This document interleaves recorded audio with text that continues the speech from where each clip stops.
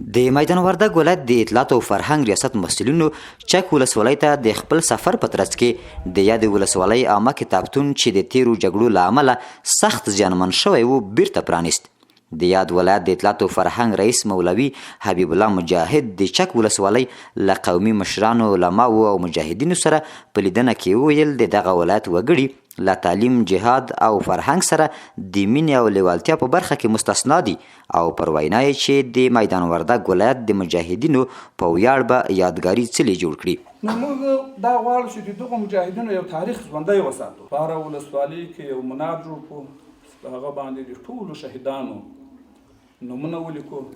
د یادې ولسوالۍ علماو او مشرانو د اطلاعات او فرهنګ ریاست د دې هڅو ستاینه وکړه چې د نومورکو شهیدانو په ویاړ یادګاري څلي جوړوي او هم یې د کتابتون پرانیسته اړینه وبلله. چې دا کتابتون یا کتابخانه چې د تیر رژیم په وخت کې همداسې په ړنګ حالت کې پاتې شوې وه او دا ځای د شکر دی چې د اسلامي امارت په راتګ سره او د مجاهدینو په کامیابی سره رب العالمین ډېر ښه شیونه موږ تاسو ته په برخه کړل. د شهیدانو په یاد کې په هر حوزه کې 14 حوزې دي یو منار جوړ شي او د مغو شهیدانو هغه نمونه یو یاد باقی پاتې شوی وي. بلخوا د دغه ولسوالۍ ځوانان دلته د عامه کتابتون پرانیستلو ته خوښ دي، خو غوښتنه یې دا وه چې دغه کتابتون ته معیاري ودانۍ جوړه او په کتابونو یې غني کړي. دغه کتابتون فعلا چې دا په یوه بله د کلینیک کې ده او د دې ودانۍ فعلا ځانګړې ودانۍ نه لري